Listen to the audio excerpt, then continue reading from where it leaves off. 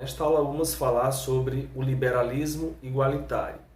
Corrente essa de pensamento aí liderada, capitaneada pelo filósofo John Rawls. John Rawls ele escreveu um livro chamado Uma Teoria da Justiça. E a filosofia do direito, na filosofia do direito, esse livro ele vai ser um divisor de água. Então nós temos um antes e um depois de teorias da justiça. Por que o John Rawls ele escreve o livro A Teoria da Justiça? Porque ele considera que o utilitarismo tinha muitas falhas, e uma dessas falhas para ele é frente ali às minorias. Então o utilitarismo, para que ele não crescesse ali e ele dominasse como uma corrente ali preponderante e acabasse se impondo ali perante as minorias, o John Rawls ele cria uma teoria para que a felicidade de uma maioria não violasse aí o direito de um grupo minoritário. E o que ele quer dizer com isso? Que o indivíduo ele tem direitos que não podem ser retirados em função de uma coletividade e a perspectiva de felicidade dessa coletividade. Então ele está pensando aqui na importância dos direitos individuais, ok? Então é o seguinte, o liberalismo igualitário ele vai ser a corrente, que vai desenvolver aí de modo a compreender que certos direitos individuais eles não podem, de forma alguma, ser negociados em prol de uma maioria. E aí nós temos essa obra chamada Teoria da Justiça. E nessa obra o John Rawls ele vai recuperar o que aqueles autores aí do contratualismo faziam. Então ele pega aqueles autores do contratualismo e ele pega a teoria distributiva do Aristóteles e ele formula aí a sua própria teoria. Quer dizer, um pensamento novo, ok? E para isso ele vai fazer um experimento social, para saber aí quais são os valores que baseiam a justiça. Mas como assim? O que ele faz? O John Rawls, você lembra aí lá do contratualismo? O que os autores do contratualismo eles queriam? Eles queriam o quê? Eles queriam fundamentar o poder de maneira que não a religião. Era isso que eles queriam. Então, eles começavam a pensar, mas no começo, lá da sociedade, o homem vivia em estado de natureza. Aí para o Hobbes, você lembra? O estado de natureza, ele era um estado ruim. Para o Locke, não era tão ruim assim. E para o Rousseau, o estado de natureza era bom porque o homem tinha liberdade e não fazia mal para ninguém.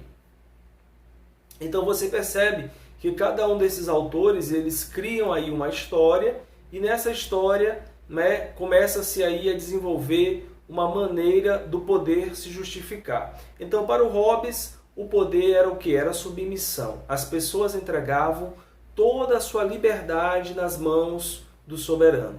Para o Locke, o poder era a cooperação. As pessoas cooperavam com o Estado.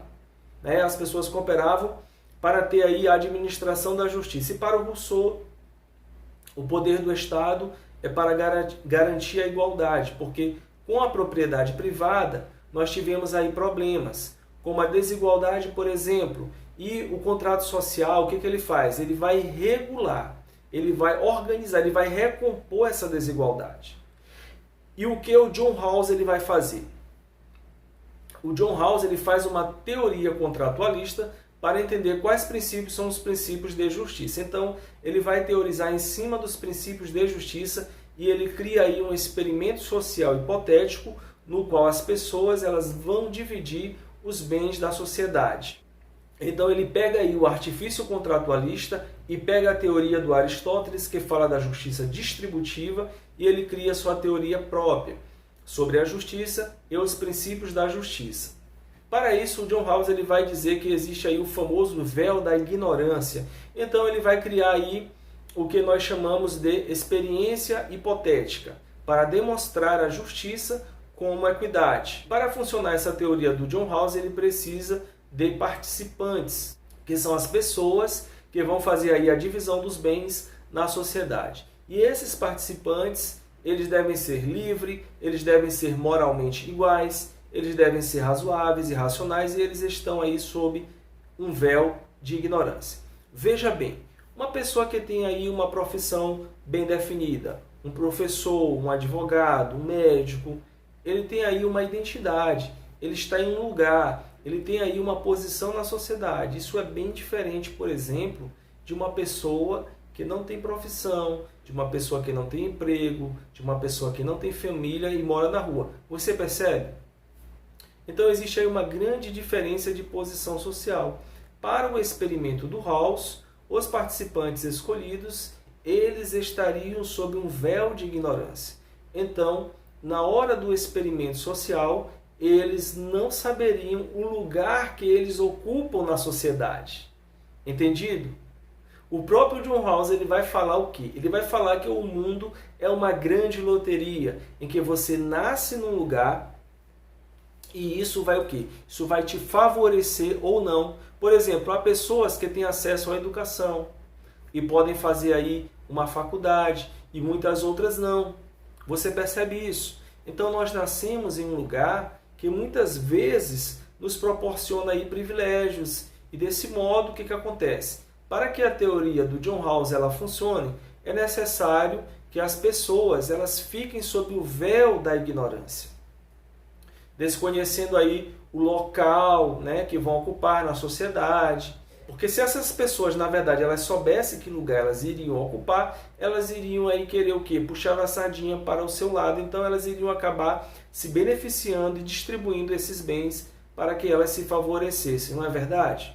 Então, desse modo, né, esse é o véu de ignorância, que faz com que as pessoas não saibam qual a sua posição social e desse modo elas têm ali como fazer essa distribuição dos bens. Isso faz com que a pessoa fique numa posição original. E o que significa isso?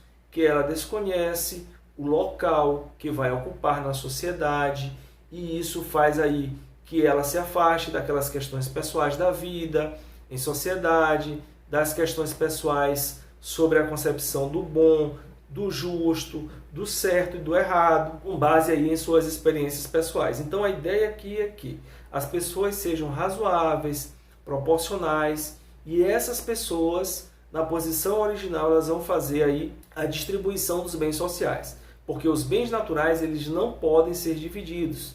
Veja bem, eu posso, por exemplo, escolher aqui a cor dos meus olhos? Não, eu não posso. Nascer com uma deficiência ou não é algo que pode ser dividido? Não, não pode. Então, pessoal, os participantes, eles vão dividir aí os bens que podem ser divididos e não as características naturais e físicas. Então, após toda essa divisão, as pessoas elas sabem que irá ocorrer aí a loteria natural e as pessoas elas vão ocupar o seu lugar na sociedade. E uma sociedade que será desigual, porque, lógico, é impossível, né, se conseguir aí a perfeita igualdade entre as pessoas vivendo em uma sociedade. Então, os participantes vão escolher o modo como vão ser distribuídos os bens sociais, né? E o que são esses bens sociais? Esses bens sociais são as liberdades básicas. E o que são essas liberdades básicas? Elas vão proteger as escolhas, né, que nós fazemos aí ao longo da vida. Então, a liberdade básica, por exemplo, é a sua capacidade de escolha. E o que são as oportunidades? É como você realiza essas escolhas. E a riqueza faz com que as pessoas elas deem mais valor às escolhas. E o respeito por si próprio. O respeito vai depender aí da possibilidade de você desenvolver as suas próprias escolhas. Então, digamos que você queira fazer uma coisa, mas sem um respeito, por exemplo, por si próprio, você não consiga realizar suas escolhas. Então, o respeito por si próprio, né? O respeito por si próprio, ele passa aí pela questão do reconhecimento social e pela realização. Então, esses bens eles vão ser divididos pelos participantes. E esses participantes eles vão ter dois critérios. Quais são esses critérios? Uma concepção geral de justiça e uma concepção especial de justiça. Na concepção geral, nós vamos dividir ali os bens de acordo com a igualdade. Então, divide-se os bens, né, de maneira mais igual possível. E se existirem desigualdades, e se essas desigualdades elas forem beneficiar as pessoas, aí nós também vamos optar por elas, porque elas são desigualdades que de alguma forma elas trazem benefícios. E aqueles problemas, por exemplo, que não forem aí resolvidos pela concepção geral, eles serão resolvidos pela concepção específica, onde vai se verificar o princípio da liberdade e o princípio da diferença e da reparação. Então, no princípio da liberdade, cada pessoa deve ter direito igual ao mais extenso sistema de liberdades básicas que seja compatível com o sistema de liberdades idêntico para os demais. Quando não se resolve pelo princípio da liberdade, aplica-se aí, como eu falei, o princípio da diferença.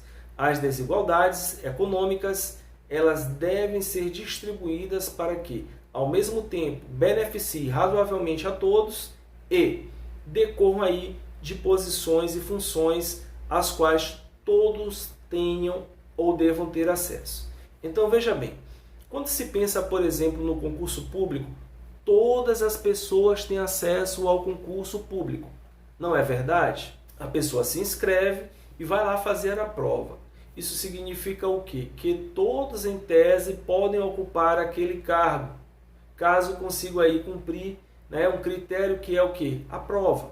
Pois bem, então esse é o pensamento aí do John Rawls, Para ele a liberdade é importante, E a igualdade também é algo muito importante, e por isso essa teoria ela vai se chamar o quê? Liberalismo igualitário.